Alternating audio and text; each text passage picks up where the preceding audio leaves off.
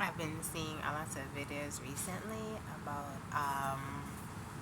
excuse me, running nose. I've been seeing a lot of videos recently about the different types of witchcraft attacks, how witchcraft manifests itself.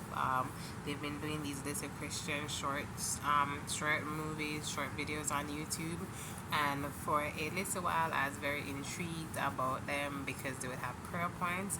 But I've noticed that a lot of them are starting to come up now without prayer points. They're just coming up now with these, and these are a lot of African-based channels or African-based stories, and they're coming up with a lot of witch doctors and I won't call them witch doctor, but they're coming up with a lot of ritualistic witchcraft as to depicting how it is these entities operate in the spirit.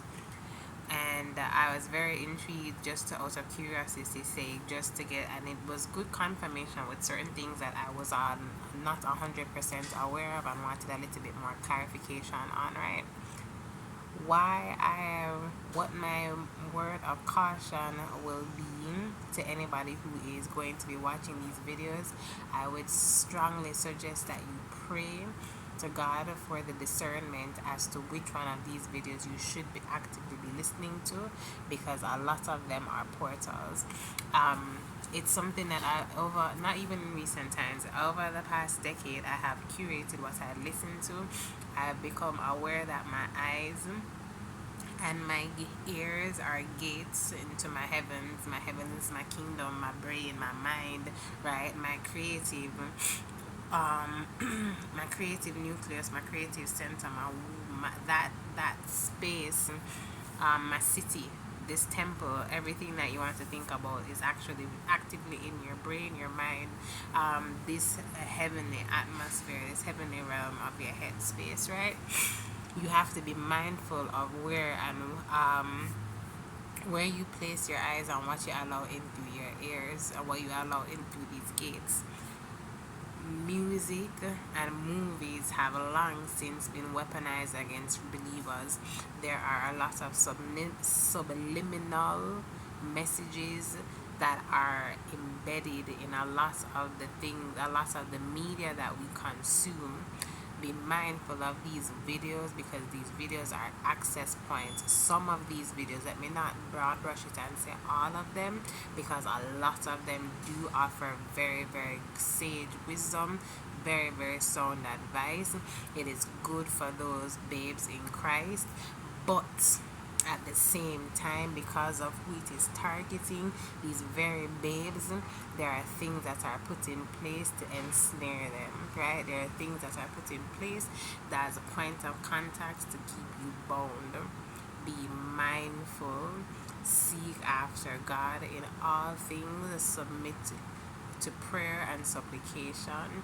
Submit them with prayer and supplication before the throne of God to our Father, so that He will give you discernment and guidance, and He will give you good confirmation as to whether or not this which you are leaning towards is of Him or if it is of the enemy. A lot of people will get snared because they seem like very good. My eye just started itching, sorry. They seem on the surface very good, but I've noticed the things, the parts in some of these videos that are earworms, and earworms are things that earworms are scenes that work their way into your mind, and they will just pop up and repeat and repeat and repeat, and they will repeat at random times. The air, and you'll have yourself rehearsing these things subconsciously in your mind, and you don't realize how you're programming yourself. Be aware, be wise, be cautious, and be discerned. So that was my 2 cents. I've noticed with myself the parts of these things that become earworms that rehearse itself in my mind are not the prayers, are not the part that will probably equip you or strengthen you to fight against your enemies, are the parts that rehearse themselves, are the parts that will weaken you and give access to the enemy. So just be mindful of what you're listening to, be mindful of who you're listening to, be mindful of why you're listening to these things, because what I will say to you is, if God can download it to one person, what he does to one, he will do for all. If he can give someone guidance, if he can give someone strategy, if you have seen that evidence of that, there's no reason why he won't do it to you. He says, come unto me, all who are weary and heavy burden, and I will give you rest. He says that if you are seeking wisdom, you can ask for him and he will give it to you.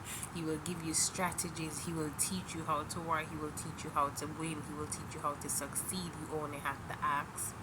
His people, we are destroyed through lack of knowledge, right?